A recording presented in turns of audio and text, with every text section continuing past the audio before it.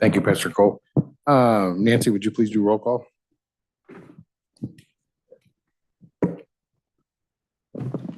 Acree. Here.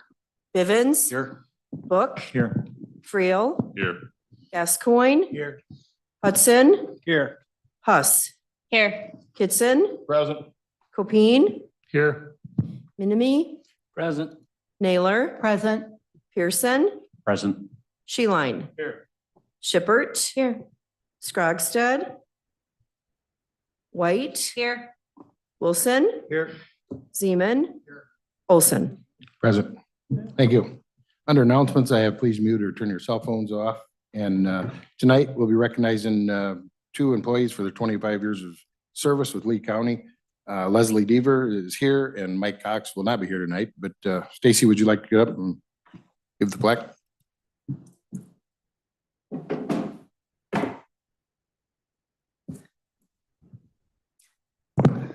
Thank you for giving me a little bit of time to tell you about two of the staff from my department who have committed 25 years to the County of Lee. Mike Wilcox is not able to be here tonight. I understand he has a leaking roof at home and we got a significant amount of rain recently, so I think he's probably a little busy right now. But Leslie Dever is here and I'd like to call her up, please. When I looked back over 25 years and trying to think about what I was going to tell you tonight, a simple thank you to Leslie was not quite enough. So I have it condensed 25 years into 3 pages, large font, do not worry. In 1999, Leslie was interviewed and hired by then Director Kim Becker as a probation officer fresh from college. Upon hiring, Leslie took on the role of managing a caseload of adult offenders and DUI offenders. In 2005, Leslie was instrumental in the supervision of a newly created specialty court, now known as the Lee County Drug Court. With this new caseload, she willingly took part of a new idea that was surfacing throughout the nation, state to state. As a probation officer overseeing a drug court caseload, she created relationships that were often as close as sisters, stern like a mother, and close like a good friend. She did this all while setting limits and being the voice of encouragement for some of the most troubled people we work with. 3 years later, in 2008, Leslie was recognized by her peers from the Illinois Probation and Court Services Association and presented with the Distinguished Service Award. Later that year, a mental health court was created. And again, Leslie stepped forward to assist in that court's involvement of individuals who are struck with mental illness and find themselves involved in the court system.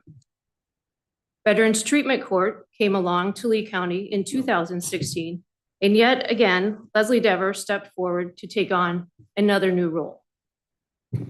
In Veterans Treatment Court, Leslie worked closely with court-involved veterans, oftentimes aligning their treatment and needs with the VA or local facilities. In 2017, Leslie took on another new endeavor of maintaining our pretrial services program for the courts. In the role of a pretrial officer, Leslie is responsible for interviewing jailed offenders each weekday morning to prepare a written report for the court and assist in the decision-making on whether the individual should be released from custody. This is a position where emails start flowing at 6 a.m. each weekday, and the schedule of the day is not fully known until she walks in the door. Literally, every day's schedule is not known until the very last minute. Again, in 2019, she was recognized by the Illinois Probation and Court Services Association for her diligent efforts and awarded, again, the Distinguished Service Award. Later that year, she was promoted to Senior Probation Officer. Within this role, she is responsible for overseeing the day-to-day operations of pretrial services. She coordinates weekly staffings and court appearances for those involved in specialty courts of the Drug Court and the Veterans Treatment Court. Leslie interacts daily with the judges of Lee County, the State's Attorney's Office, the Public Defender's Office, and individuals involved in the courts. Most importantly, she does this with dignity and respect for each person she encounters. In 1999, when Leslie was interviewed for the position of probation officer, she was asked, "Why should you be hired for this position?" Leslie responded, because I would be dedicated and reliable. To say that Leslie has been dedicated and reliable would be a complete understatement. Leslie has been nothing but devoted, enthusiastic, and loyal to the Lee County Probation and Court Services Department. And with that, I would like to congratulate her on achieving 25 years of continued dedication to the County of Lee. Thank you, Leslie.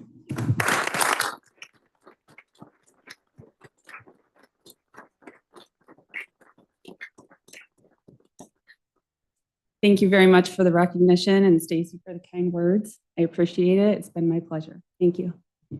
Thank you.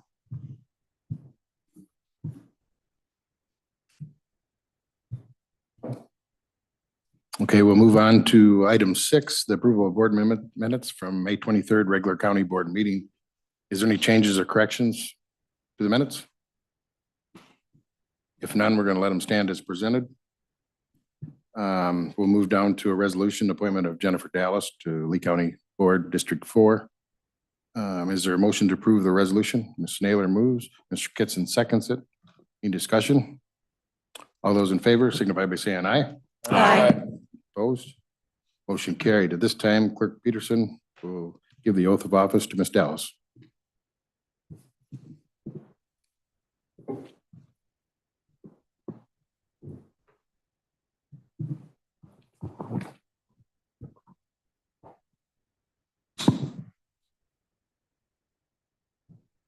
Okay, if you'd like to raise your hand and repeat after me.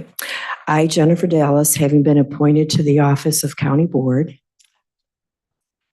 To the office of County Board in the 4th District of Lee County, in the 4th District of Lee County, in the County of Lee and the State of Illinois, in the County of Lee, in the State of Illinois, do solemnly swear or affirm do solemnly swear or affirm that I will support the Constitution of the United States that I will support the Constitution of the United States and the Constitution of the State of Illinois, and the Constitution of the State of Illinois, and that I will fully and faithfully discharge the duties and that I will fully and faithfully discharge the duties of the office of Lee County Board District 4.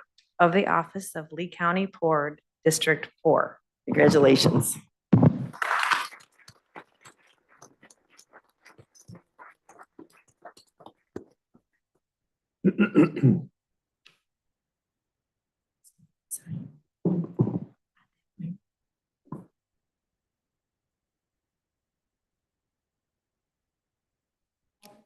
Thanks, Nancy, and welcome aboard, Jennifer. All right, we'll move down to number 8, monthly resolutions. We have no Joseph Meyer resolutions this month. We'll go to number 9, zoning and planning. There's a monthly report. It's in your packet or in your onboard. It's an overview of what the office had, the activities and petitions this month. Any questions regarding the report? If none, we'll go to B. There's one petition going to ZBA, Zoning Board of Appeals. The petition is number 24-P-1627. It's by Agview FS and Inc. and Company regarding PIN number 03-04-24-300-006. The parcel is zoned Ag 1 Rural Agricultural District and is located in Ashton Township. The petitioner is seeking a map amendment to the I-2 district for the purpose of warehousing, cold storage of equipment and equipment maintenance. Is there a motion to move this petition 24-P-1627 to the Zoning Board of Appeals? Mr. Bivens moves. Mr. Hudson seconds it. Any discussion on moving this petition? If none, all those in favor signify by saying aye. Aye. Opposed?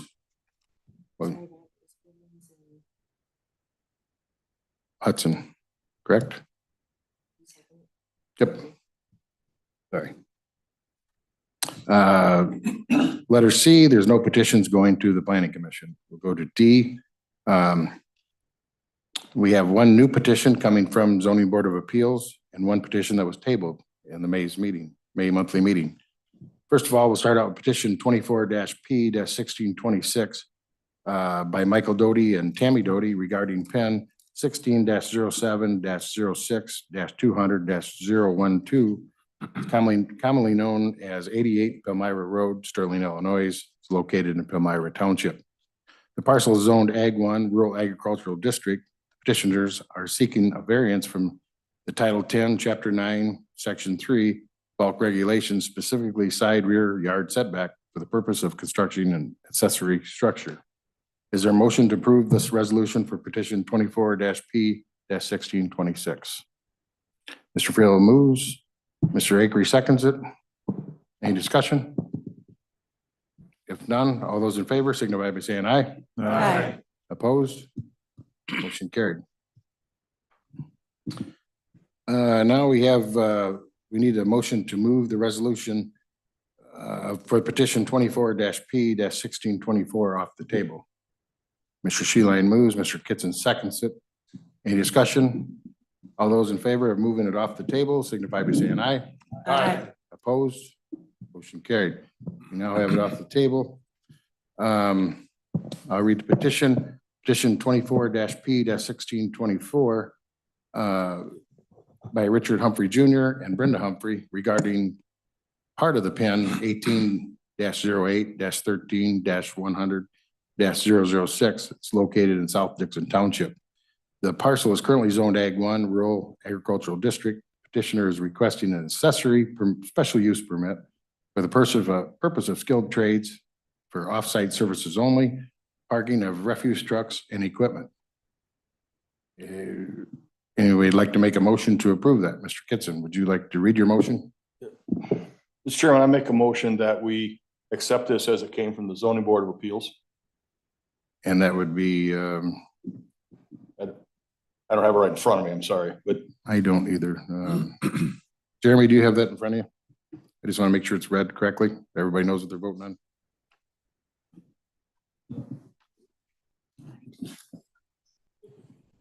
Alice, do you want to read it to us how it is? The whole, or just the conditions? Just the conditions and Okay. and what they voted on. ZBA. The ZBA voted unanimously to approve this petition with the following conditions. A sunset provision, should the subject realty or business identified as Midwest Disposal transfer ownership, the special use permit shall become null and void upon transfer to any new owner. B, storage of garbage disposal trucks. All garbage disposal trucks must be stored indoors. Thank you. Mr. Kitson, that's part of your motion. that is correct. Thank you. Do I have a second for that motion? Ms. Naylor seconds it. Any discussion on this? Mr. Book? Move to amend the motion by striking out under section 2, condition B. I think, what do I do from here? Do we need We need second to to ask move? for discussion on the amendment. Do And we then we have, vote on the amendment. all right. I get a second first, don't I, or not? I'll second Mike's. All right. Yes. Yeah. Now we need discussion on the amendment. Mr. Book? I just think, from my understanding, the condition B is pretty significant to the petition. And I just don't think you're imposing a big requirement to construct a building for the storage of these trucks. And probably in a sense, you're really going to prohibit garbage trucks from being stored on this particular property because of the requirement to store them inside. So that purpose of my amendment is to strike out section 2, condition B. So that I'd love for everyone to, or whoever knows more about this than I do, to offer their opinion. I agree with you, Mike. I think that making them build a building to house some garbage trucks seems pretty lengthy. So agreed. And I think we ought to vote on it. I mean, that's what it's an amendment. So you discuss it, you vote up or down, and then. Anybody else have any more discussion on it? Mr. Kitson? Mr. Chairman, however we approach this one way or the other, we still have to remember that we are trying to support our zoning board of appeals, our zoning department, and that we're not going to continually change things whenever somebody wants it changed, or they find ourselves wondering why we have a zoning board. I'm not casting dispersion either way. It's just a comment that I think we need to think about is where we go as we make changes. As part of discussion, I do think that we are the board members, and I think we can definitely gain opinions from ZBA. They have expertise there, but we also can put in our opinion and the opinion of our constituents. And we've done this before, so it's not like it's the first time. Alice, you had something you want to share? Yes, I guess just a clarification. Eliminating that condition doesn't change the ordinance. And the ordinance still requires no outdoor storage without a separate special use permit. So by eliminating that condition, it's not telling him that he has to have indoor storage. It's not telling him he has to have a building, but it's saying that he will have to pursue a separate special use permit to get permission to have that outdoor storage. Good point. Mr. Book? What's the timeline for that look like? Timeline. Is that a lengthy process to have a second petition such as that? The soonest I can't get them in July, but August, we could have a hearing on it. So would there be language that I could amend my amendment so that he would be permitted to store garbage trucks outside under this petition? Just the word outdoors. Not without changing the ordinance is my understanding.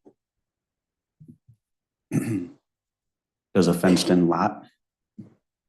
I didn't hear that. So I'm what's the sorry. purpose of having condition B in there if he needs a special use permit? So to store them my take on that outdoors? I'm sorry, was essentially that the ZBA already made that decision for him without him petitioning. So by eliminating that condition, the ordinance still requires that he have a separate special use for that outdoor storage. So that is what the ordinance requires. So if you take away that condition, he's still required to get a separate special use for outdoor storage. So there is no purpose to section 2, condition B. The zoning board's purpose was to not have outdoor storage, but the ordinance will allow outdoor storage so long as the petitioner applies for a separate special use. And there are advantages to that. Currently, this special use permit would allow him to have the business out there. He would get a separate special use for the storage. In the future, if the county ever had any issues with that outdoor storage, we could potentially revoke that special use permit, which would prevent him from having the outdoor storage, but he would still be able to have his business there. So there would be some advantages to separating those two into two separate special use permits. Alice, could you read that language within that ordinance that specifies the outdoor building part? There's no language that says that he has to build a building. The code reads, no inventory or material storage outdoor may be permitted in relation to the business without first applying for a special use permit. Which is what he's done. No, he's applied for a special use permit to have a skilled trade business at that location. So that will allow him to operate a business there. But if he wants to store his inventory or materials of that business outside, he would have to get a separate special use permit for that purpose. The trucks are not inventory. And we also have a lot of trucks in the county that park outside. A lot of businesses, It's a commercial business, and commercial so trucks, garbage trucks that park outside. correct. Yeah. And the problem is it's an ag district. So in the ag, we might allow machinery, farm equipment to be parked outdoors, but this is not an agricultural use. This is a commercial use. So this is where it gets a little bit tricky. If Mr. Humphrey wants to be able to do what you can do in a commercial district, he would have to go to a commercial or industrial district. If he wants to stay at his location, which is ag zoned, this gives him a means to do so, but he would just have to require with what is in the ordinance, which is that separate special use permit for outdoor storage. So are the other businesses that are in town that operate garbage trucks, are they all on commercial property with commercial business? Is that what you're saying? If it's in town, it's out of my jurisdiction. I can't speak to that. Like the Lee County dump, for instance, The landfill, that's Yeah. zoned I3. which is what? Heavy industrial, that's our highest industrial zone. What about that place in Achusa? They park their trucks outside. Which place would that be? Kitzman's? And they have, What is that called? Sorry. if it's the Kitzman business, they are commercially zoned.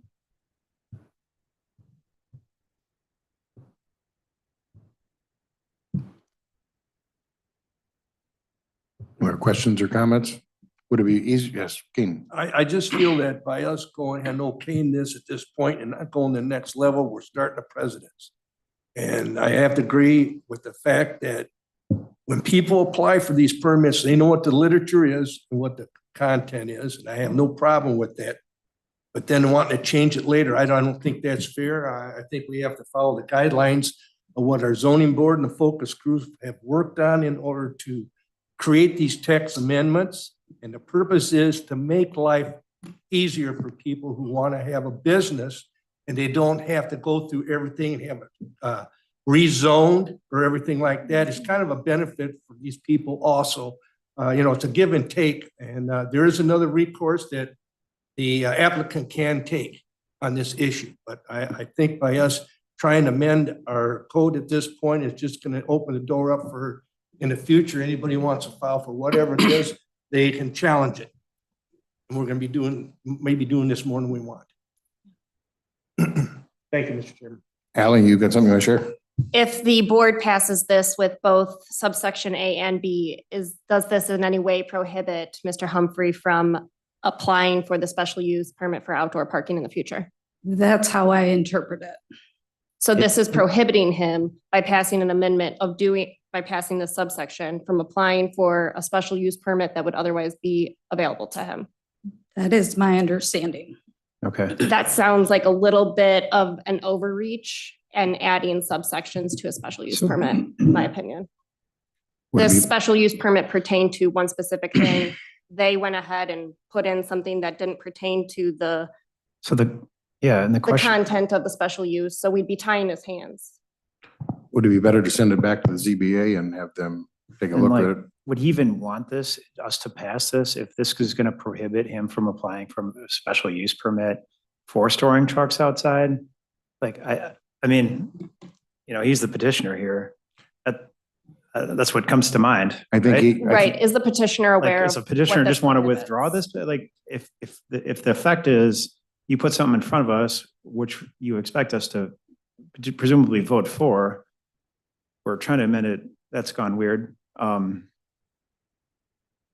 Like maybe this petition coupled with a petition to store trucks outside might be what he wants, or different zoning, maybe. I mean, and not just trying to give Mr. Humphrey what he wants, I'm also trying to give this board something to vote on that actually they can clearly understand what the effect of a yes or a no vote is.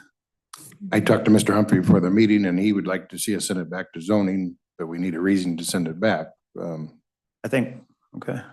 I would like to propose the reason as asking the ZBA to only add amendments that pertain to the initial use of the special use permit. Yes, sir.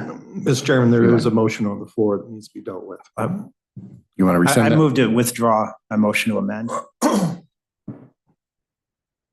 right. So now we have a motion on the floor for Mr. Kitson.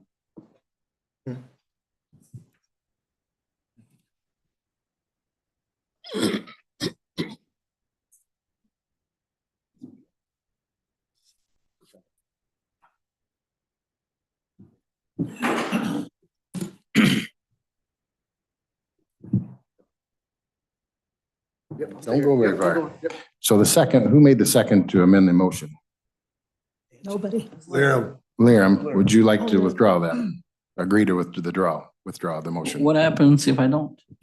Then we vote on it. Okay, I get fired. Okay, I will withdraw it then.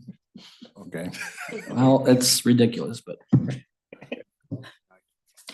So So now we're trying to, Robert's rules, we're just trying to back off both motions, right? well, so that- we're backed off one motion, but now we Now, have a first and a Mr. Kitson. second. And Mr. Kitson, it's his motion to decide what he wants to do with it. If we have a clear reason to send it back to the zoning board, I have no problem with rescinding the motion to do that. Charlie, are you comfortable with what we're asking? That's correct. If this board needs more information from the zoning board in terms of information gathering, whatever that may be, then yes, you can send it back to the zoning board of appeals. I would caution you from doing this in the future, because if you do this in the future, what you're doing is reopening hearings again and again and again. They're supposed to be finalized at some point so that there's a close of evidence. But Thank Ally has an excellent point, though. Wouldn't you agree with their point that they made conditions that they really can't? They're setting. To her point as well, you could still have the two permits and you could have applied for the two permits at that time as well. Yes. Mr. Kitson, what would you like to do? So I said I'll rescind the motion. All right, and who seconded that I motion? did. Now You rescind that motion. second. So we So did, how about if I make a motion, send it back to the zoning board for further information and further review for the request? And I'll second that. and Nancy seconds it. Mr. Kitson made that motion. Well, the minutes are gonna be fun on this one. So. Good training Nancy for second. Jim. Mr. Wilson, Is there any way we could send, I mean, with the sending it back to the zoning board of appeals, can we make would a recommendation of X amount of feet off of Red Brick Road and 52 of footage, would that be better, or would that be something that they would consider? You know, the smell and what have you, I just don't get that. I've been out there quite a bit and I've never had that issue, but is there any way that we could do something like that with the ZBA, or do I need to go and ask that question?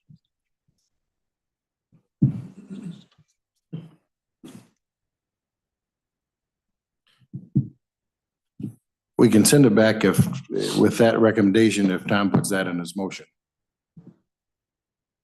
That's fine. Would you like to amend your motion? Yes, amend the motion to comments from Mr. Wilson.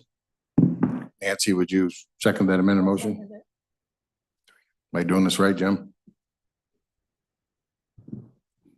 I just got appointed parliamentary chair. It's like, you're doing just fine. So now we have a motion and a second, and we need to have discussion, and the motion is, Mr. Kitson, could you repeat all that? I know, I would if I could. Yeah, motion to send it back to the zoning board of appeals for further review and to include special review of distances off of both Red Brick Road and Route 52. Yes. Is there any discussion on that motion? As well as striking subsections that don't pertain to the petition ordinance at hand. I'm not including that in the motion. I'm just sending it back to them and they have to get through that. I'm not gonna tell the zoning board how they do their job. I'm just sending it back. Can we ask them to reconsider adding in subsections that do not pertain to the petition at hand?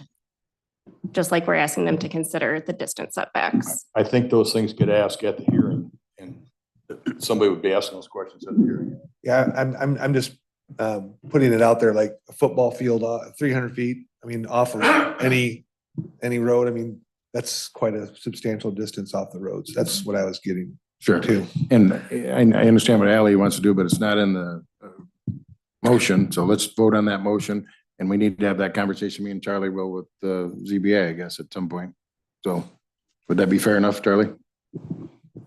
Yes, I just don't want to make sure, I want to make sure that this board realizes they shouldn't be micromanaging what the ZBA should be doing for their findings of fact, unless this board wants to take over the ZBA. To Ally's point, though, I'm trying to understand, were they trying to add in a purview that wasn't within our ordinances? Which would be out of the scope of their role? I'm not a legal scholar, but I would leave that to Charlie, but It is a wide spectrum to say what is outside of the scope of the ZBA when they're considering any relevant recommendations for conditions. Mr. Chairman, it brings us back to the point. I again encourage everybody to try and attend some of those hearings. It's amazing what you learn, whether it's this hearing or a different one, but you learn so much at those. absolutely. So any more discussion? We got a first and a second motion. Let's do this by roll call. Can you read that one more time? What are we voting? Yes, we'll read the motion. You got the motion, Nancy, can you read it back?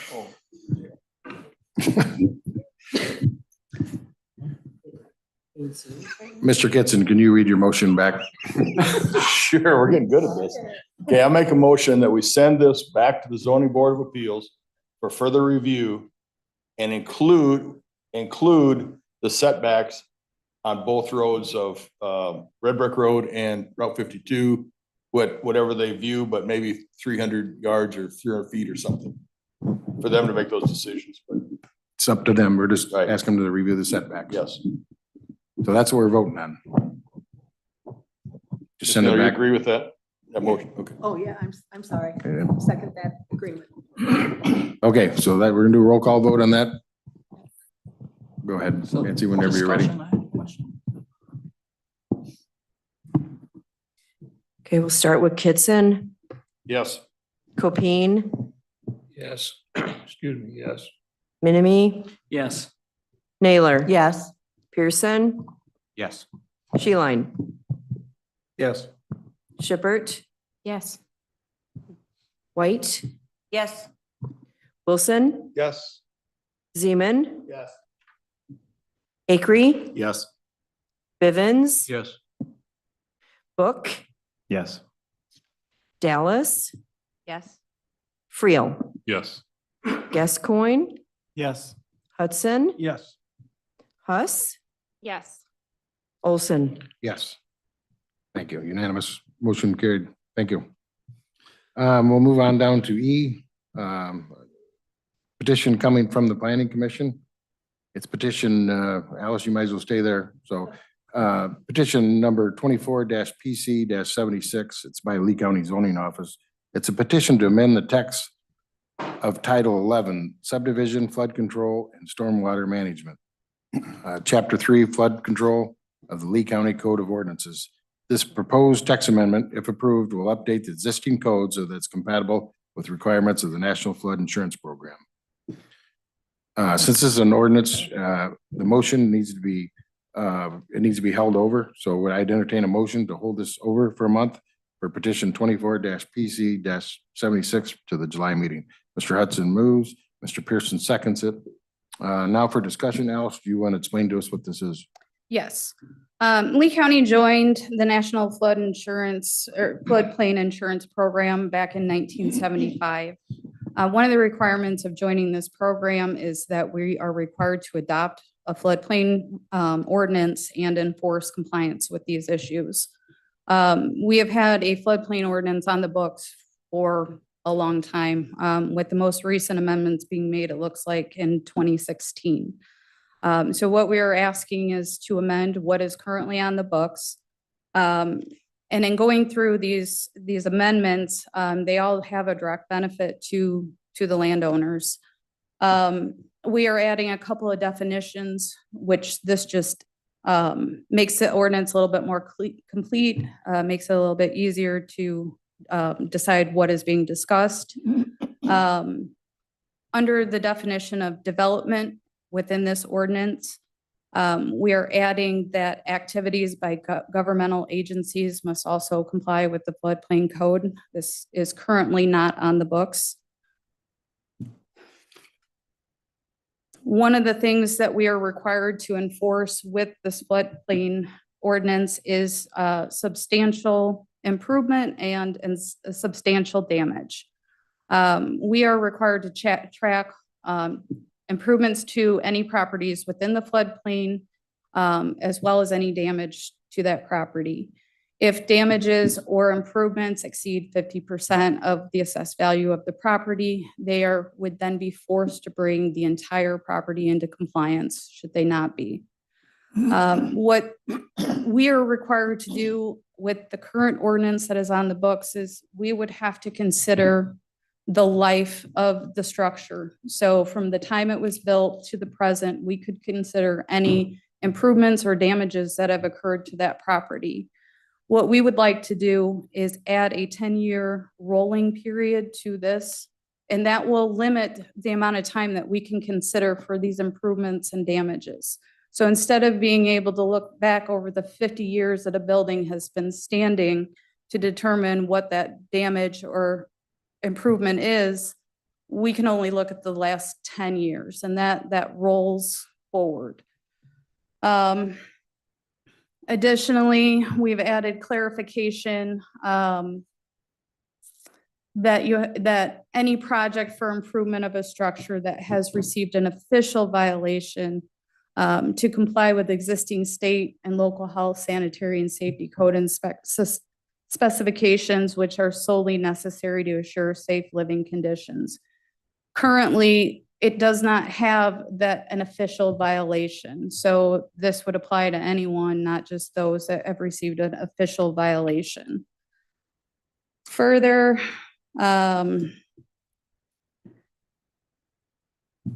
we've removed some language to make it a little bit simpler. Under section 1137, protecting buildings. The current ordinance reads substantial improvements or structural alterations to an existing building that increase the floor area by more than 20% or equal to exceed the market value by 50%. So we are taking out the increase the floor area by more than 20% to simplify that. Additionally, there are requirements regarding garages, sheds, and other accessory buildings. Currently, this would require flood openings on all walls. We are now limiting that to 2 walls. So instead of requiring a landowner or homeowner to make adjustments to all 4 walls of their structure, they would only have to do it to 2. We've also eliminated the requirement that a garage or shed must be less than $15,000 in market value or replacement costs, whichever is greater or less than 576 square feet. So we've removed this because it is too restrictive and it kind of conflicts with the rest of the zoning code. So these are the proposed changes that we're looking to make at this time. The ordinance is already on the books. These changes would have a direct benefit to the landowners that are currently in these areas. And this come out of the planning commission and they voted unanimous on this? Correct. A public hearing was held. We did have some members of the public that did show up and spoke in opposition. The planning commission voted unanimously to recommend to the county board. I don't know if I can ask this, but what happens if it gets voted down? These changes won't be adopted. The floodplain code is still the floodplain ordinance. That doesn't change. That doesn't go away. That's still in effect. These benefits would not be applied. Right. Mr. Pearson, you had something? Yeah. Do we have any kind of data on, as far as a FEMA related insurance issue, what kind of claims have been made over the years? We can get that information. I'm just very curious that some of the properties in question have nothing. What is this specific question? I have a specific question Go ahead. on the same line. I'm sorry. No, go ahead. Will our insurances go up? Because they base that on those federal maps. Correct. And I did have a property at one time. They said, "Oh, that's borderline." Well, that doesn't tell me anything. So the flood maps do change over the years, but there is some grandfathering related to what was the floodplain when the structure was built. As far as the National Floodplain Insurance Policy is a countywide benefit that applies to any resident that's in a floodplain. They can apply for it. It's not required. So some people do utilize the benefits, some don't. But I can get you more exact figures. Are you wanting like the number of people enrolled or the amount of? I would think they Insurance should be would able to go do a up, no? loss run on the county. They'd give you a loss run on the whole county. Loss run? Yeah. Okay. Alice, my understanding of how this works is that we basically we'd be upping restriction for homeowners and then force compliance. And thus, when everyone was compliant, that's when all would get a kickback. Is that how it works? So we're actually trying to become part of the community rating system. And it sets forth goals that my office can fulfill that would up our rating in the system. And the higher our rating is, the lower our floodplain insurance rates are. So the more we do to be proactive against flooding, the more benefits that we can receive across the county. And that means that your office would be enforcing compliance with some higher restrictions that are coming in this new zoning? It's not new zoning. Well, it's amended, right? Correct, but it wouldn't change any of the requirements. It actually kind of makes it less restrictive than what it is currently. Okay. And how many people would be impacted by this? I would have to look that up. Okay. I think we have 1,200 addresses that are currently in the floodplain across Lee County. Mhm. And have people, my understanding is that the public has already been getting some letters or communication on this. Is that correct? Not directly on this issue. We did start with a list that was provided to us by IDNR and essentially their violations. So we are tasked with addressing those violations. Mhm. So specific to that list, we did have some letters go out to address that list, but we have not started addressing it countywide. Okay, thank you. I'm sorry, is Whiteside and Ogle doing the same type of program? Are they involved in the same thing? And are they currently active in this pursuit as well? I know Whiteside for sure is part of, actually both are part of the National Floodplain Insurance Program. I know Whiteside is part of the community rating system to affect the benefits of that plan. And what kind of personnel is it going to take to enforce this? If we went out and did everything that had to be done, what kind of expertise do we have? And who's going to help us facilitate the inspections, the limitations, the requirements that are met by FEMA and whatever? Where does that come from and who pays for that? They basically, at this time, they place it all on the shoulders of the county. So my office is in no way equipped to go out and start addressing this countywide. It's going to have to be a parcel by parcel situation because we're going to have to look at each parcel individually. We can't just group them all into one. We're going to have to see what's going on, what the history of the property is, and work with each landowner to try to figure out what's the best way forward to get them into compliance. We are by no means equipped to handle this at a county-wide level. Yeah, because the flood maps are a moving target. I mean, every time there's a flood catastrophe and the insurance companies get hit, they raise the floodways. And there's a lot of people that have built in the floodways back in 1960. And all of a sudden they're in the floodway because of 5 current adjustments in the map. So it's very difficult to, I agree. so. I agree. Unfortunately, we are in a position where we do have FEMA coming in next year. That is where the pressure is coming from, is to make sure that we're in compliance so we don't jeopardize our place in this program. Thank you. Yeah, questions, comments, Keen? Alice, so if this does not pass, FEMA is going to come back toward the county. Is that correct? No, no. This just means that what is on the books will not be amended. So what is on the books now will remain on the books, and that is what we will have to enforce. So therefore, the county won't be subject to fines or whatever by the federal government and that? Not to my knowledge. Okay. Not for not passing this text amendment. Mr. Bivens, did something? Yes, you may have already answered this. I apologize if you have. What is the repercussions to the county if we don't participate in this program? We lose that coverage for all constituents across the county. Okay. Mr. Pearson? I had it. Okay. Come back. Larry? So this applies to new development also New development and existing and development. existing? Existing already in the floodplain, so. That include Green River, Rock Yes, River, Mr. Pearson. any waterway. Is there any benefit to holding off until FEMA comes in?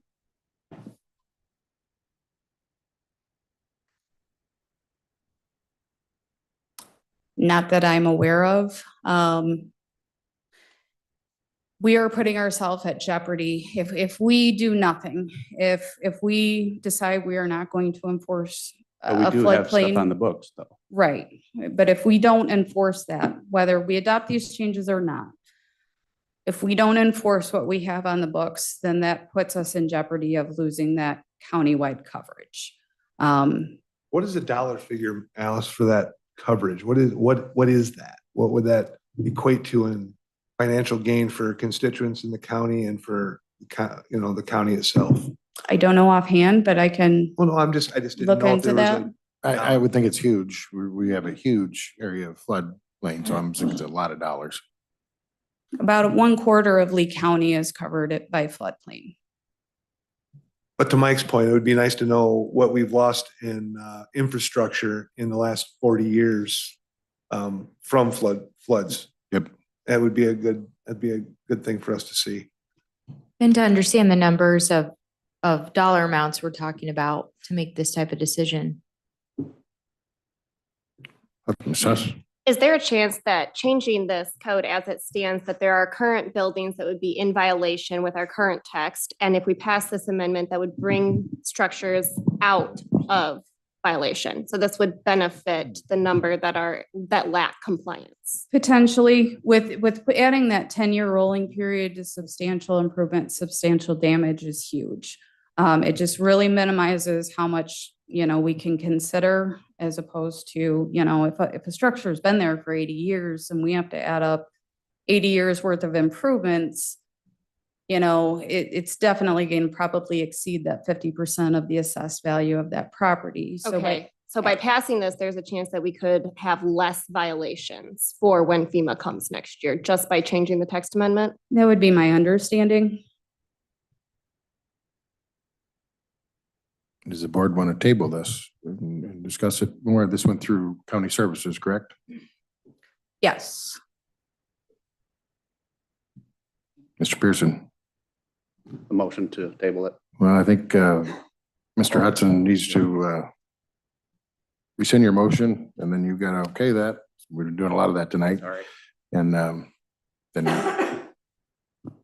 Mr. Hudson, you rescind your motion? Yes. You're all right with that? Would you like to change your motion to table this, Mr. Hudson? Table it, please.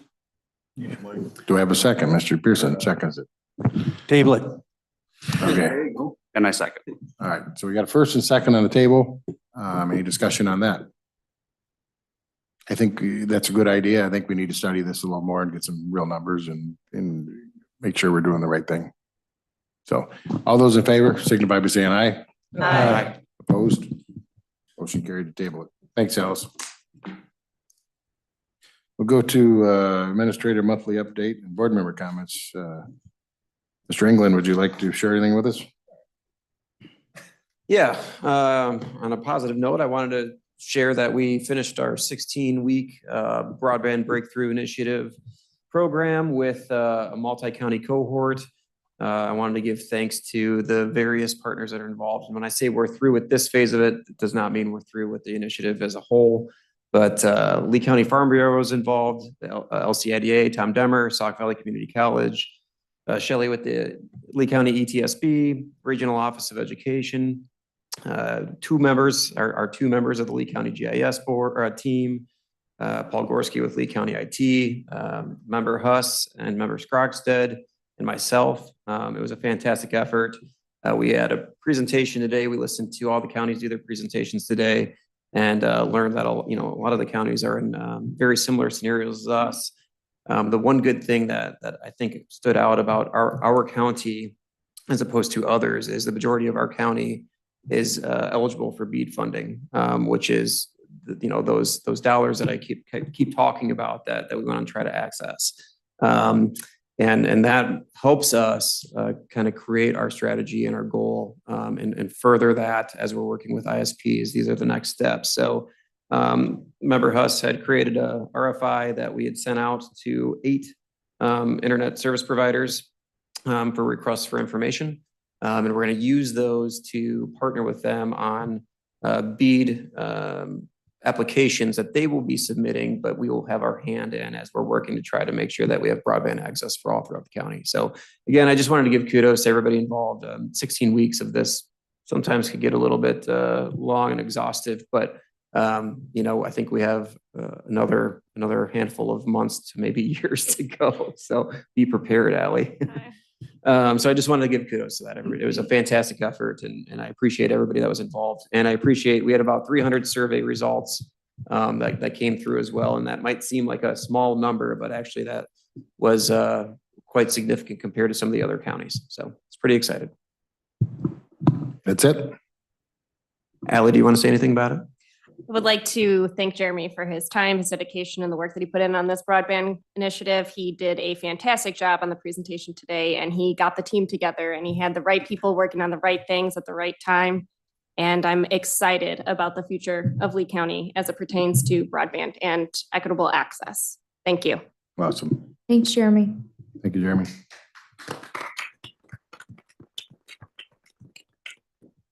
And now it's time for board member comments. Anybody have anything they want to share? Mr. Kitson. I'm sorry to bring this up again, but anybody that's listening to us or hearing what's going on, we're getting close to the final stage of the first payment of our taxes. I ask people to please remember that our employees are they're employees. Don't come in and call them bloodsuckers. Don't call them thieves. Please be nice to them. If you have a complaint with your taxes, your tax bill, talk to the agency that you see has increased the most. And I would ask all the board members, if you get a contact from someone regarding the taxes in the county, please talk with them. Don't just tell them, oh, gee whiz, or golly gee. Please talk to them about what we're doing and why we do it. But I'd more ask the taxpayers to please be nice to our employees. Absolutely. Thanks, Tom. Anybody else? Okay, now we'll go to public comments. Hey, Bob, just one second. So they should come and speak to us, right? Because we voted. So I didn't know if you said that or not. So instead of speaking to the county employees, they should come talk to us. Well, employees, I want them to talk nice to when they're paying their taxes. Right, They've got to right. complain about their county taxes. They need to call their board member. Yeah, complain to the Yep. board member. Yep. Yeah, just And want to then we make that need to clear. respond to them Mhm. and sit down with them and talk with them. I talked to one person through their taxes, how it all went, and they understood then that it wasn't the county, because we take, as Paul had said, a very, very small portion of his taxes go actually to the county. We just collect them and pass most of it on to other organizations, Right, but we also did raise the taxes. but nothing compared to what other ones raised. If you look Other at ones that, raised so as well. Mhm. much more, yeah. Mhm. Thank you. Any more? Anything else? All right, we'll go to public comments. We've got Rich Hansen here with us tonight. He's got some pictures to pass around. He's going to talk about the recycle bins on 4th Street.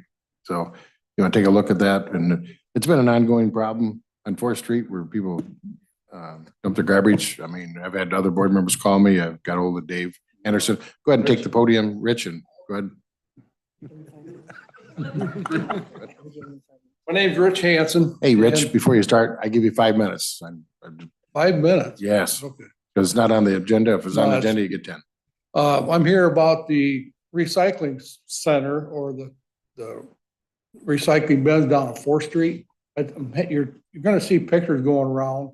I went down there on the 31st of May at 9 o'clock in the morning with my recycling. And I couldn't even get up on the walkway. Both bins were full. So I come back and one of the bins was gone, being dumped. And then you couldn't even get up the steps. So then I went back down today and there's a couch down in front. Every time I go down there, there's stuff that is being dropped off down there that should not be there. There's a sign that says there's a camera in use. Well, I'll bet money on it there isn't. If there is, then nobody's looking at it. But I think what needs to happen, in my opinion, is the time that these dumpsters or the recycling bins are dumped are like 3 o'clock in the afternoon, between 2 and 4. So if the board members would drive down there, like say on a Friday night or a Saturday, you'll see the mess that's down there. But there's got to be a change to stop that. Evidently, there's a lot of people in this county, or maybe they don't even, they're not even in this county, that they don't know what recycling is. They don't know what they can take down there. Now, there is a sign there, but it's getting hard to read. So it's just a mess, and I can't believe the people that live on 4th Street haven't complained. I live out on Heights Road, on the north end of Dixon. And every time I go down there once a week, and every time I go down there, there's stuff on the floor or up on the walkway that shouldn't be there. Or instead of breaking down a box, they just throw the box up there. So I don't know what the county can do, but it is the county function. Matter of fact, I think my father-in-law, Ed Conroy, was one of the board members that got that going. So, I mean, I don't know what the answer is. But it's a mess. I would agree with you. It's been an ongoing problem. We worked with Dave Anderson at the Highway Department, but I think we need to look at it and run it through county services and see what we can come up with a solution. Well, and the other thing too is now when the truck driver goes down there with an empty bin, he's got to get out of his truck and move stuff so he can pull that full bin out of there. Yeah. And I don't know if that's his job or not, but then once the bin's out of there, there's all kinds of material that's on the ground underneath the walkway and everything. That needs to be cleaned up. So I'm retired, so if you want me to. So that's all I got. All right. I think the pictures tell you what it looks like. If you get a chance, drive down there sometime and take a look, but it's a nightmare. Rich, I was down there. I'm sorry, go ahead, Angie. No, go ahead, please, Mike. It's been several months now, and I do have to agree with you. I think Mr. Hudson may have been down there a couple of times too. And I talked with Ed Fritz. Ed helps on occasion try to keep them picked up, but right, there has to be some form of action to be taken. I agree with you on that. I don't really know what it is. If you had a camera that worked, and someone would have to look at it. And I don't know what the liability is. I got a license plate of the person that dropped a chair off. What do you do? Find out who it is and then go arrest him for littering. You know, the city of Dixon's got a littering ordinance. And so I don't know. Yes, go ahead. Have we recently done a cost benefits analysis of the recycling program in general? No, I'm pretty sure we haven't. I'd have to ask Dave Anderson, but I'm not aware of it. So Just wondering like how much when we recycle, how much actually gets like sorted and then gets to be recycled and what the I can what the ask him benefit is. to give us a report on that. Dave would Okay. be glad to. I think I don't know if statutorily if we have to have this, but I think if we did away with it, we'd just be picking that up out in the country somewhere. So I think we need to partner with the city of Dixon, and maybe I'll get a task force lined up that we can figure this out. But it's been an ongoing problem. I've had calls all weekend. We send our guys down to clean it up, you know, and they're getting tired of that too, because they leave and it's a mess. At the city of Ashton too. I know I'm being selfish about it, but they've called me a couple of times and they said, why doesn't the county pick it up? Well, when they went to pick it up, it was empty on the inside and the garbage was outside. They thought it was full. That's why people kept putting stuff outside. So I called Dave and Dave took care of it, but that, what I saw in those pictures, that's ridiculous. Yeah. And them are mild. I've seen worse. And like I say, the couch that's there is from this morning. And I'm sure that couch might have been in front of the dumpster that was taken out of there to be dumped. And the driver had to pull it over next to the other dumpster. All right. Oh. Yes. The county offers that service for free, right, to the towns? Yes. I thought so. Okay, thank you. Mr. Sheeline. So this has been a discussion point, frankly, since I've been on the board and I'm sure it's been discussed ever since I didn't realize Ed was the one that put that together. The unfortunate thing and part of the discussion, and Dave can come in and talk, the economic value for us, we're doing this as a service for our constituents. The problem is it's almost like we're fooling them because the reality is that if anybody that's done any research on regards to recycling, it's a misnomer. It is, most of the stuff is ending up in the landfills regardless. So we're telling people that we're doing this great thing of recycling, but the reality is that there is no market to take this refuse. There's a little bit of market for corrugated cardboard, for glass products, but as far as the plastics go specifically, you might as well keep that in your garbage because your plastics is going to get separated out and it's going to go in the landfill anyway. So we're in a way, this program's not being honest with our constituents. And I think it's something that we probably should revisit simply because it's changed from the time that Ed did that. And I know we're well-meaning and we want to be doing the right thing for our environment and all that. We also have to deal with reality. Well, if I can comment, then I'll be done. Sure. I'm sure my 5 minutes is up, but if you don't have those recycle bins down there, guess where all that's gonna end up? On the county roads. Yeah. Because the people are hauling chairs and sofas and mattresses and all that stuff. Instead of taking them there, they're gonna take them out on Bloody Gulch Road or whatever, that's gonna go in the ditch. I mean, that's my opinion, so. Well, that's a problem either way, neither way solves it. Yes, Mr. Hudson. I just want to comment that I've received numerous calls reference this issue, and I've, advised other board members of it. But one thing I've got to say, I have not seen an issue with our carriers down there. In fact, some people say they want to blame the carriers for this. It's not their fault. As Rich said and others know, they do their job. They come down there and pick them up, get them out of there. It's not their job to clean up the mess. And I agree with the fact it's not their job also to move somebody's furniture. They're not moving the storage business. So I just want to make sure people that are listening, they understand that too. It's not our individuals who pick up those dumpsters. They do their job. And I know Dave has worked with them. They've worked with Dave. Dave and I've talked on this. Seems like I'm the one calling him a lot. People want to blame Ed Fritz for this. Ed Fritz, this is all volunteer. The people that clean up underneath those, I call them a catwalk, and those are basically like volunteer people that come in and he organizes it to clean that up. So, I mean, it's something that everybody's got to look at and just be a part of the solution, not the problem.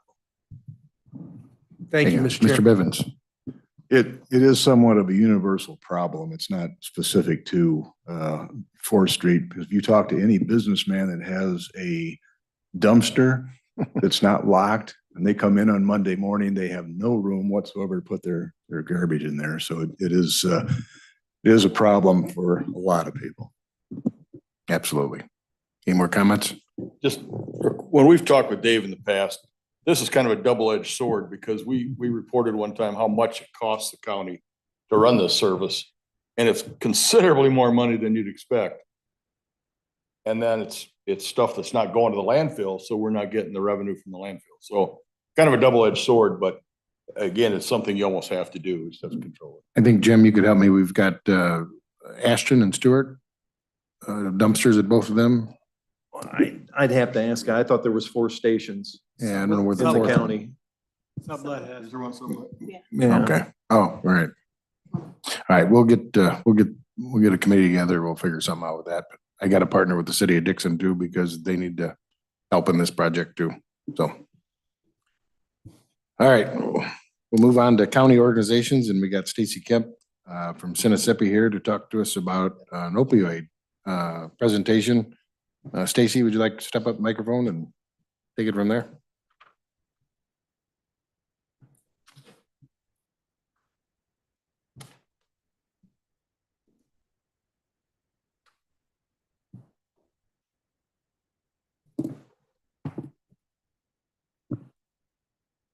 Okay, good evening. I'm Stacy Kemp. I'm the president and CEO of Mississippi Centers.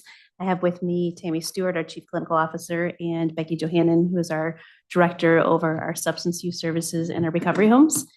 We've been having conversations with many of our community partners, including Mr. England and Ms. Stewart and Judge Ackert and other partners about the need for an additional recovery home in Lee County and about the use of the opioid settlement funds to help address that need. So we wanted to talk a little bit about our current recovery home model and what our proposal would be moving forward. So Tammy and Becky will talk about the current model. We do have 2 homes in Lee County, a men's home here in Dixon and a women's home in Amboy, which they'll talk about. And then I'll move into our proposal within 10 minutes. Thank you. All right, thank you for allowing some time to discuss an additional men's home here in Lee County. In 2018, we opened the very first men's home. That's a 10-bed home. It's consistently filled. And what we've discovered is that there is a consistent wait list of about 10 to 15 individuals. What we know with treatment is that when somebody is wanting treatment, especially for substance use disorder, you have to strike when the iron is hot. And with a wait list, you lose some opportunities to support people in their recovery journey. So because the wait list has been pretty consistently around that 10 to 15, an additional recovery home would support that need. We know that from our current clientele that a vast majority of those individuals have home environments that are not conducive to recovery. What we know is that the recovery homes support folks in a safe environment, a therapeutic environment, and increase the odds of that recovery journey proceeding very well. Additionally, we have about 1/3 of folks that are coming out of like inpatient care, higher levels of care, jail, those types of discharges, that when they're linked to Mississippi on an outpatient basis, the likelihood that they'll follow up with those services lowers. Recovery homes allow for a direct connection to service. So that also improves the increases to that recovery journey itself. We collaborate with a lot of different partners in Lee County. So I will say that Mississippi is highly appreciative to Lee County and really the progressive nature that the county has supported behavioral health care in general, but especially with substance use disorders, the recovery homes have just been a vital part of that. So I would like to pass things over to Becky. She's our director of clinical services, but oversees our substance use department, and especially with the recovery homes has been integral in getting those up and running. So I will pass it over to you, Becky, to discuss that modality. So like Stacy says, we have 2 recovery homes here in Lee County. We have a recovery home here in Dixon on Washington Avenue, which is 10 beds for men. And then we have a 15-bed recovery home in Amboy for women, and that has the capacity to have children as well. So we have many moms who come in pregnant and are able to safely deliver their children and have a safe environment for those kids to go to as well. Our recovery home service anybody in Lee County from the ages of 18 to 90. Currently, we have 4 or 5 18-year-olds that live in our recovery home who live with parents who don't have the capacity to take care of them or teach them the life skills. So our recovery homes really teach life skills. A lot of our clients who come in don't know how to do laundry. They don't know how to cook. They don't know how to budget. They don't know how to grocery shop. So our goal is to teach them those skills. So eventually they will leave the recovery home and be successful members of the community. A lot of our recovery home clients work in a lot of the businesses within Lee County, Jiffy Lube, Jimmy John's, all of those places around town, places they can actually walk to because it's easy access to them. We use evidence-based models within our recovery homes. So our recovery homes are unique in the fact that our clients get all their treatment on site. So we're able to do intensive outpatient, which is teaching them what cravings are, what triggers are, all those things that they need to learn to be successful in their recovery. We also work on moral reconnaissance therapy, which is that criminal thinking to reduce rates of recidivism. A lot of our clients in our recovery homes are a part of the specialty courts, so drug court and veterans treatment court. So we work collaboratively with probation. We also have several clients that come directly from the jail. So we pick them up from the jail and bring them to the recovery homes. That way they're not leaving the jail, going back home and having the potential to use. They go directly from jail to the recovery home. And we found that that model is very successful for a lot of people because kind of you don't get to pass go straight to recovery home. So our recovery homes are integral into the communities because our clients need that safe place to live. The nice thing about our recovery homes is we are funded by the Department of Human Services and SUPER, which is Substance Use Prevention and Recovery. So clients really have minimal cost to them to live in our recovery homes. We provide everything for them. We provide hygiene products, bedding, anything that they might need. So turn it over to Stacy. So Becky is our clinical expert. I'll talk a little bit about the business model. Our current 10-bed recovery home costs about $500,000 to $600,000 a year to operate. As Becky mentioned, we do receive funding from Substance Use Prevention and Recovery, which is the State Department that pays for the nights of care. So recovery home is not an insurance billable service. We bill that to the State Department SUPER, and they fund the nights of care. In our current recovery homes, both of our homes are licensed to provide both outpatient mental health and substance use services. So being allowed to bill those services on site helps with the financial model as well. In our current homes, we do receive a small amount of funds from the Lee County Board of Health. About $1,000 a year is allocated toward the recovery home. And we also receive a small amount of funding from United Way, about $10,000 toward each of the recovery homes. I wouldn't anticipate either of those funding sources increasing based upon conversations we've had with both of those entities. So those are existing funding sources for our two homes, but not something that I would anticipate being included in a new venture. So with our homes, they are self-sustaining over time. Typically, there is a ramp-up period. Generally, with our most recent home that we opened in about 4 years ago, that program is self-sustaining, but we also didn't have a mortgage on that. So our initial request for opioid settlement dollars decreases over time as the program becomes more self-sustaining, and then eventually is financially self-sustaining without additional funding long-term. So that is one of the benefits of having the super contract dollars and having the funding, being able to bill services on site, is that eventually they are financially self-sustaining. With both of our current homes, that cost of $500,000 to $600,000 a year does not include a mortgage or a lease. We obtained one of our homes from Kreider for $1. It was a state agreement. And the other one we were able to purchase outright as well because it was financially feasible at the time. We received a good offer on that. So neither of those include costs for the actual facility. One thing that I want to touch on is oftentimes we get asked about residential treatment, and folks will say, well, that's a gap in our community. And we believe that our model is a good model for our community because of the volume. So our model of recovery home services does offer a larger treatment component model than a lot of other recovery homes throughout the state. And so we're able to meet the needs of still offering a great deal of treatment services on site without having the significant statutory and costly services that would come with residential treatment.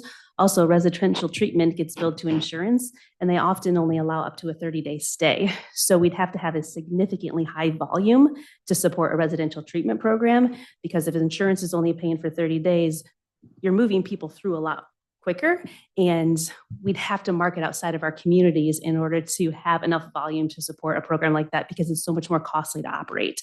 So that defeats the purpose, and the purpose is to serve individuals within our communities. We don't want to have to market outside of our communities to keep it full. So we believe that the model of the recovery home with a high treatment component meets the needs of our communities.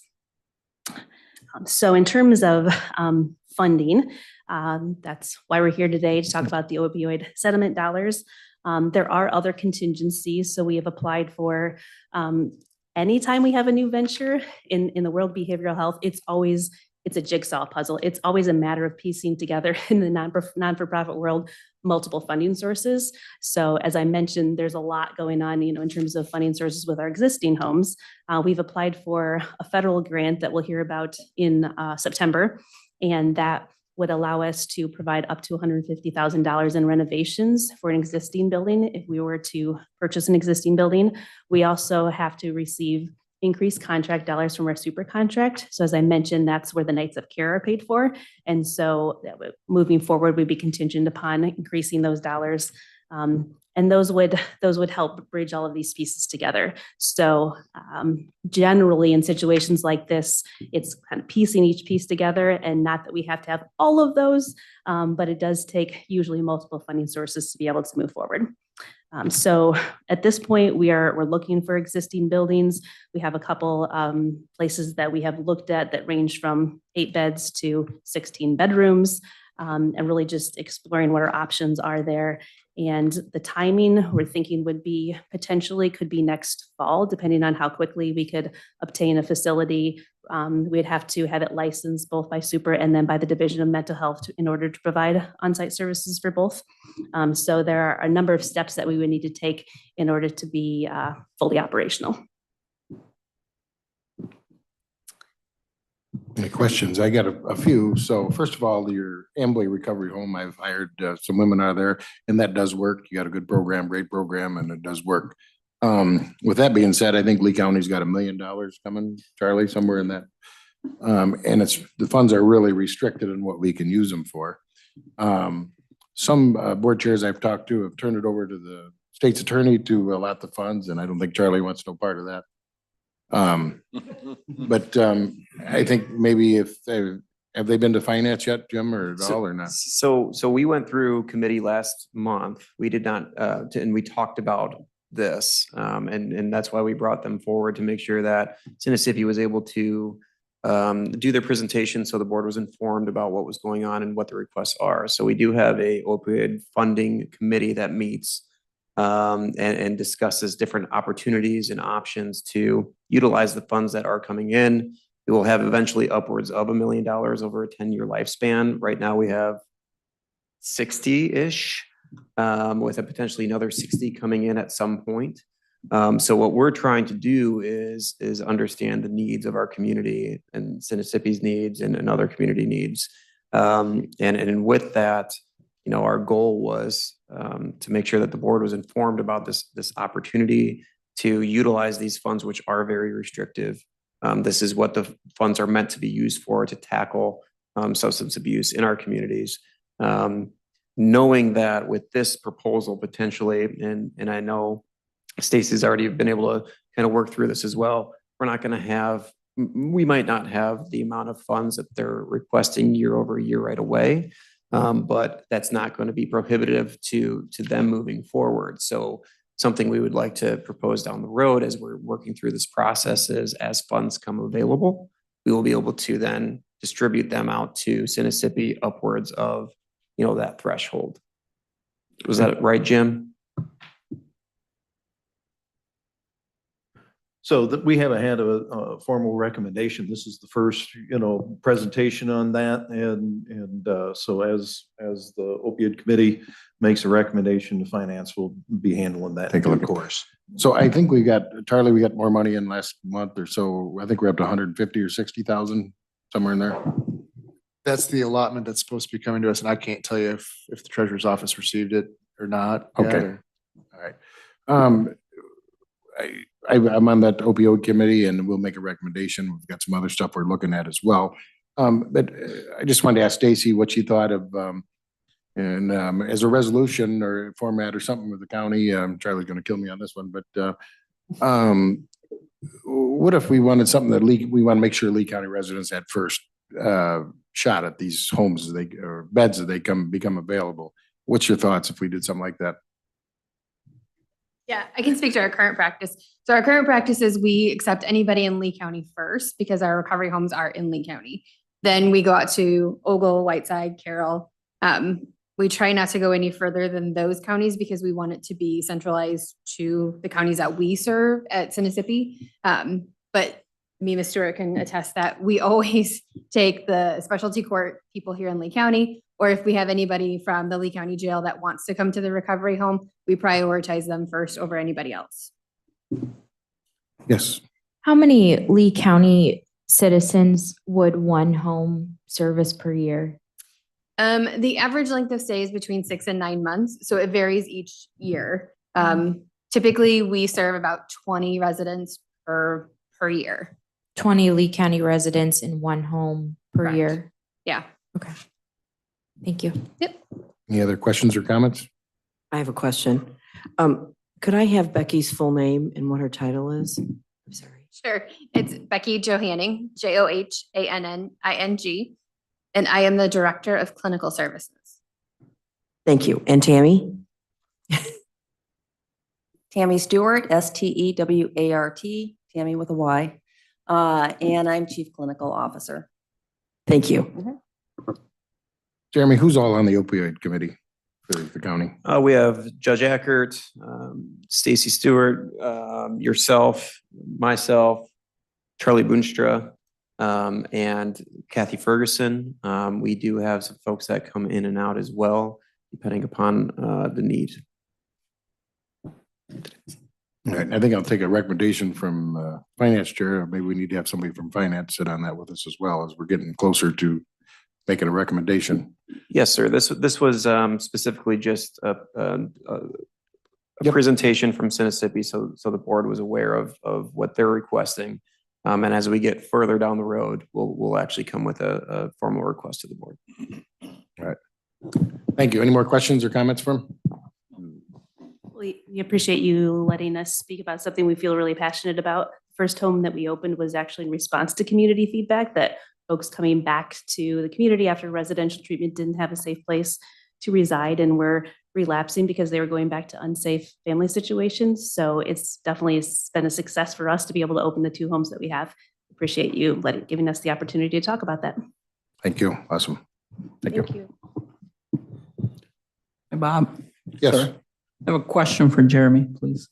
Do we have other agencies or organizations that fulfill the criteria for this? We sure this do. money? Yeah, we sure do. Okay. So right now we're in conversation with Mississippi and PHLC, another organization that's requesting some funds as well. And our goal is to, again, with upwards of $1 million over 10 years, I think we have the ability to work with multiple organizations to fulfill their goals as well. Thank you. You're welcome. More questions or comments? All right. Let's move on to reports to the standing committees, and we'll start with county services. Mr. Friel would like to give that report tonight. Thank you, Mr. Chairman. We met on Tuesday, June 11th. Everybody made their reports. Dave Anderson walked us through his finances. They're in good shape. Everything is in your agenda packet. Does anybody have any questions? Questions for Dean? Not. Thanks, Dean. Thank you. Public safety and court services, Mr. Copine. Thank you, Mr. Chairman. Public safety met on the 11th. To keep it brief, I would recommend that you take a look. If you don't look at any of them, take a look at the sheriff's reports. There's some pretty good information there. And I think that the sheriff's department and the people involved in another life-saving should be commended again. They're on top of everything, it seems. So the respective reports for the department heads that were there at the meeting have been submitted for your county board agenda or the packet, and all their information is available there. If you have any questions, I'll try to answer them for you. Otherwise, excuse me, it's there. Questions or comments for Mike? Thanks, Mike. Thank you, Mr. Chair. I'll go to facilities and maintenance, and I don't know if Mr. Wilson or Mr. Friel is going to give that. I guess Mr. Friel would like to give that tonight. Thank you, Mr. Chairman. We met last Tuesday, short meeting. We met the new facilities director. He's getting broke in, learning the ropes. and his people. Everything's in the report. He gave us an update on the new courthouse. There's still a few minor issues with the equipment that's all covered in that, but we're just waiting for new parts to come in. So anybody have any questions? How close are they to be finishing that project? Well, I think it's waiting on the parts from the manufacturer or whatever, more so than anything. So when they come, they'll put them in. So and I know they're working on the new courtroom also. So Sure, but the air conditioning is up and running, I take it already, right? They had a couple hiccups, but they're up and going. That's no, so the air conditioning is on and off. They're still working through a couple pieces. There's some components on the new rooftop units that we are waiting to have delivered to us to get the system fully operational. It's going to be a couple months probably as we work through intermittent issues, and it's not even due to that. It's just a new system, and there's a period of testing that's going to be taking place. All right. Anything else for Dean? Tom? But that project as a whole is basically, we've got the courtroom that they're working through right now, but the air conditioning systems, the boiler room's complete. This winter we'll have some troubleshooting to do on that as well, but the boiler room's complete, the air conditioning is complete. They're just working through some wiring issues and thermostat stuff, but it's gonna take a little time to dial it in, but yes, it is coming to a completion. Well, you guys did a lot of work there. We got all 3 new boilers. Yep, all new boilers, new air handlers up on the roof.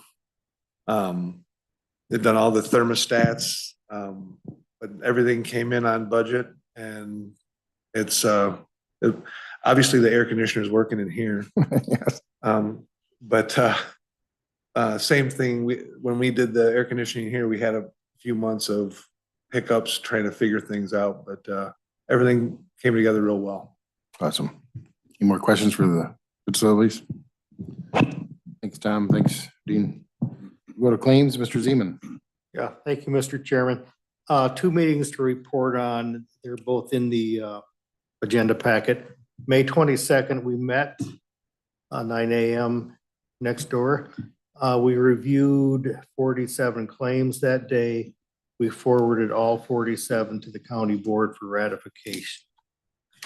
June 5th, we met 9 a.m. next door. Let's see.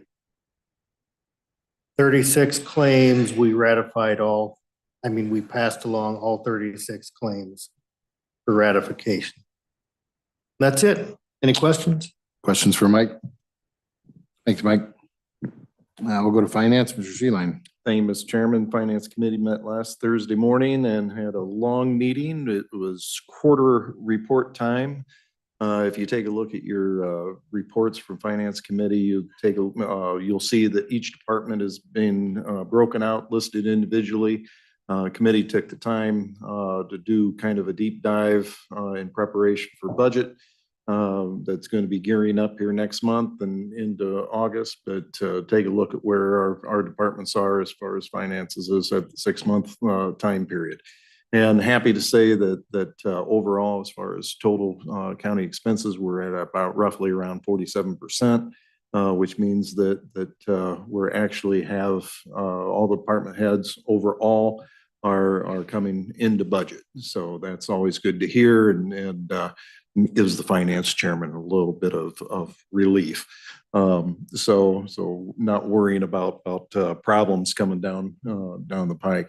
There is one item in regards to the project that maintenance facilities was just talking about on the allied payment. That will be the main payment that the majority of that is coming out of the allocated ARPA dollars, and that's going to eat up pretty much all the ARPA dollars that was allocated for that project. And the county capital budget is roughly about $175,000 that will be coming to fulfill that funding request.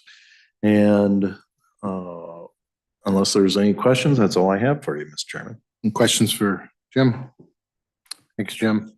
Executive committee minutes are in your agenda packet. Does anybody have any questions? None. We'll go to other committee appointments. Board of Health, Ms. White. Thank you, Mr. Chair. I'll be quick since we're windy tonight. We? A couple of things to know. We received, we did not have a meeting this month, but we did receive a 5-year, $350,000 grant last summer. Things to note is we received payment for it all up front. So we have 4 years remaining, meaning that 280,000 is spoken for to implement those grant deliverables, and those are reflected in our cash balance, making it appear higher than it is. So we request of the Board of Health that we keep this in mind prior to this year's budgeting process. We're also encouraging residents to schedule school physicals and immunizations before school starts again. It's right around the corner. We are doing some outreach this summer at the city markets and other summer events. And the next board meeting will be at, July 9th, 6:30 at Board of Health meeting. Sorry, I'm all over the place. That's it. Any questions for Katie? Thank Thanks. you. Thanks, Kate. 911 Board, Mr. Hudson. Thank you, Mr. Chairman. Met on May 16th. In addition to the report and packets already been submitted by Director Dallas, we had some highlights from that meeting, which include an agreement for dispatch service between the county, the Sheriff's Department, and the ETSD has been through a 10-year review process. Minor changes were made and agreement was signed by all parties. The next generation 911 migration has been put on hold due to an existing AT&T policy regarding Lee County's planned backup agreement. Further details provided in the minutes. 2 additional telecommunicators attended active shooter training in early May. Emergency medical, fire, and law dispatch protocols were integrated with the Motorola CAD system, streamlining the dispatch workflow for questions and faster dispatching response times. Legislative update was provided by Mr. Copine. Rapid SOS mapping integration with Motorola to take place in late June. And also a huge thank you to Sammy and Logan in the GIS department that have been instrumental in the integration of the mapping software at the PSAP. Telecommunication testing for new hire to take place June 25th, and there are over 35 applications received. Next meeting is scheduled for Thursday, July 25th, 2024 at 3:30 p.m. at the Lee County 911 Center. It's my report, sir. Wow. Any questions for Keen? If none, thanks, Keen. Thank you, sir.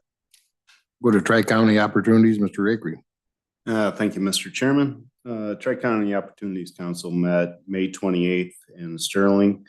Minutes are in the board packet, but I just kind of wanted to pass along, that board is a very diverse board and it covers a huge area. So it's been interesting.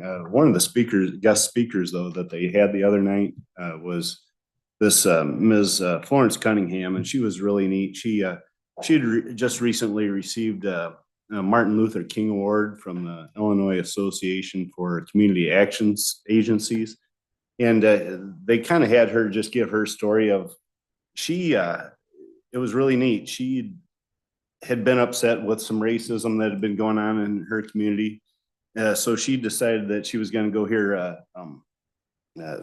Dr. King speak. And she was all ready to fight. And he was like, if you're going to be here to fight, just go home, because we're not here to fight. We're here to be peaceful and take care of our protests that way. Well, she started following them and protesting peacefully with them. And it was just a neat story. She happened to actually, and this Florence Cunningham lives in Sterling now, but she happened to be actually in Memphis when he was killed. Wow. And, was planned to hang with him that day. And it just, it was a really interesting story. So that meeting right there was kind of worth its weight that night just to hear her speak. So she was very, just a neat lady. So, but otherwise the board packets or the minutes are in the board packet. Thank you. Questions or comments for Reed? Thanks, Reed. We'll go to Blackhawk Hills Regional Council, Leo Enterprise Zone, Ms. Shepherd. Thank you, Mr. Chair. As Tom Demers described, we have some pretty exciting opportunities coming up for the county. One thing they're still really looking at is how to get creative with housing.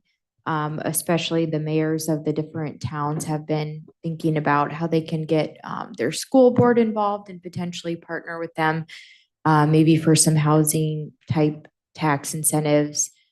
So we'll see where that ends up going. Thank you. Thanks. Any questions for Angie? Thanks, Angie. We'll go to Lucida, Mr. Akery again. The CETA met June 5th.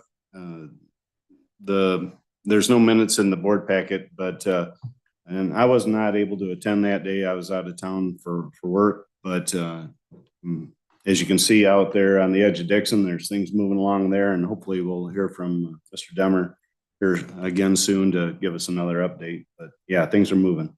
Thank you. Any questions for Reed? Thanks, Reed. We'll go to Surma, Mr. Zeman. Yeah, no meeting, no report. There is a meeting next month, which I will attend. That's it. Thanks. Thanks, Mike. We'll go to UCCI, Mr. Kitson. Thank you, Mr. Chairman. Everybody has on their desk a copy of the information for the annual conference up at Eagle Ridge. We've talked about it before. There's a lot of really good training goes on up there. The most important thing, I think, is that if you're going to go up, they'd like to have your reservations in. It's the back page for the hotel by Monday. Now, I guess you can get them after that, but I think you and I talked. There's some difficulties sometimes in doing that. But there's a lot of good opportunities, a lot of good training. If you're a golfer and you're going to be on a team, you do not have to have the team together yet by Monday, but you do need to have your hotel rooms ready. And there's a schedule on the second page of what goes on. If you're not a golfer, there's a lot of really good, interesting stuff goes on. There's entertainment. It's good fellowship. It's good to meet people from other counties and just to get together and bond on stuff. And it's worked out really well. So I encourage everybody who wants to go, and spouses are welcome. They have programs for spouses and everything. So if anybody has any questions, there was no meeting this month. They're gearing up for that. Sure. It's a really good event up there. It's a good meeting. They're always on topic of what's going on in the counties around. So it's a really good event. If you're thinking about going or golfing, let Becky know or I know. We'll set up some foursomes or whatever we got to do. And we get together as a county up there as well. And it's really good time and really informative, the meetings. And by the way, UCCI will reimburse us the individuals $125 per night for the room. I had a note of that, Mr. Chairman. I forgot to put it down. It's $189 a night. And if you attend the meetings, and it's like one or two meetings, they return $125 for each night for you. So, and most of the meals are included. I think we paid for one meal last year. Yeah. So it's a pretty good opportunity to get away. And also it's a lot of good training experience. Sure. Any questions for Tom? Thanks. We'll go to, thanks, Tom. We'll go to Illinois Association of County Board Members, Mr. Copine. Thank you, Mr. Chairman. Coming out of that our meeting and the close of the General Assembly session ending May 29th, the House gave its approval to a $53 billion spending plan for the fiscal year that begins July 1st, the largest budget in Illinois history. So far, out of our sessions of reviewing the Senate and House bills, just over 460 bills passed both chambers, which now go to the governor for his consideration. I've got 10 pages of Senate and House bills here that we have gone over. If you'd like to see those, you're welcome to, but it's pretty long reading. There are some interesting bills that are there. We'll see what happens out of the veto session on what kind of action they take on it. If you have any questions, I'll be glad to try and answer them for you, but that's my report. Any questions or comments for Mike? Thanks, Mike. Thank you, Mr. Chair. I have no items under unfinished business, so we'll move on to new business. As Mr. Sheeline alluded to, the ARPA funds for the Allied Partners, the invoice 102. We'd like to pay that out of ARPA, of course. Is there a motion to approve the expenditure of $1,982,415.25 from ARPA funds to pay the invoice 102 from the invoice from Allied Facility Partners for the courts building HVAC? Mr. Wilson makes a motion. Mr. Kitson seconds it. Any discussion on this? No discussion. All those in favor signify by saying aye. Aye. Opposed? Motion carried. We'll go to the revisions to the liquor code. Liquor Commission met this week, Tuesday, and we come out with a recommendation. I'll just read it off here. Liquor Commission met Tuesday, June 18th. Members approved the addition of 6 additional Class C licenses for a total of 7 countywide. The Liquor Commission members would like to suspend the rules that require the ordinance to hold over for a month so that amendment can take effect immediately. The amendment would change the Lee County Code Title 3, Chapter 3, Section 10. Before we get into it, we'd like to add this C license, and I've got it described here. A C license is Class C license shall authorize the holder, therefore, to sell at retail on licensed premise beer and wine for consumption on the premise, and also beer and wine in the original and unbroken packages. We need to suspend the rules because this goes into effect July 1, and we have liquor license that we need to renew before we lay this over to amend the ordinance, was our reasoning. So I need a motion to suspend the rules in order to vote on the changes. Mr. Laram moves, Mr. Friel seconds it. Any discussions? Everybody understand what we're doing? Everybody understands? Okay. All those in favor signify by saying aye. Aye. Opposed? Motion carried. Now that was to suspend the rules. And now we need a motion to approve the amendment to Title 3, Chapter 3, Section 10 of the Lee County Code to allow for 7 total Class C licenses. Mr. Wilson moves. Mr. Friel seconds that. Any discussion? We all understand what we're doing? These are mainly for gambling houses and stuff like that. That's the type of license they need, and we've got 2 currently.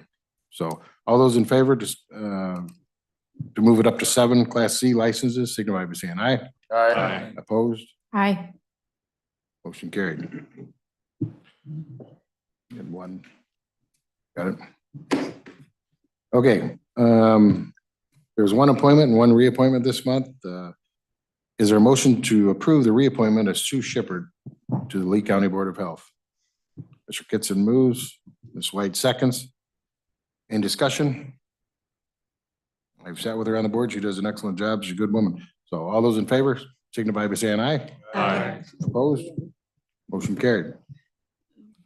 Now I need a motion to appoint Piper Gazulias to the Lee County Board of Health. Ms. Naylor moves. Ms. White seconds it. Any discussion? If none, all those in favor signify by saying aye. Aye. Opposed? Motion carried. I have no executive session. So I need a motion to approve county officers' reports and the quarterly treasurer's reports. Mr. Kitson moves, Mr. Hudson seconds it. Any discussion on that? If no discussion, all those in favor signify by saying aye. Aye. Opposed? Motion carried.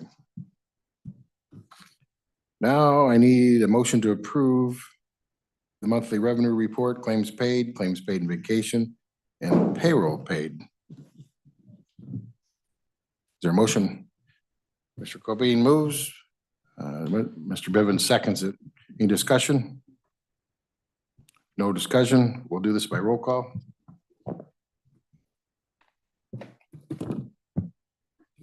Copain, Yes. Minimi, Yes. Naylor, Yes. Pearson, Yes. Sheeline, Yes. Shippert, Yes. White, Yes. Wilson, Yes. Zeman, Yes. Acree, Yes. Bivens, Yes. Book, Yes. Dallas, Yes. Friel, Yes. Gascoigne, Yes. Hudson, Yes. Huss, Yes. Kitson, Yes. Olson. Yes. Motion carried unanimously. We'll go to, I need a motion to approve the board member mileage and per diem. Mr. Cobain moves, Mr. Pearson seconds it. All those in favor signify by saying aye. Aye. Opposed, motion carried. Now I'd like to have a motion to adjourn. Mr. Wilson moves, Ms. Huss seconds. All those in favor signify by saying aye. Aye. Thank you, everybody.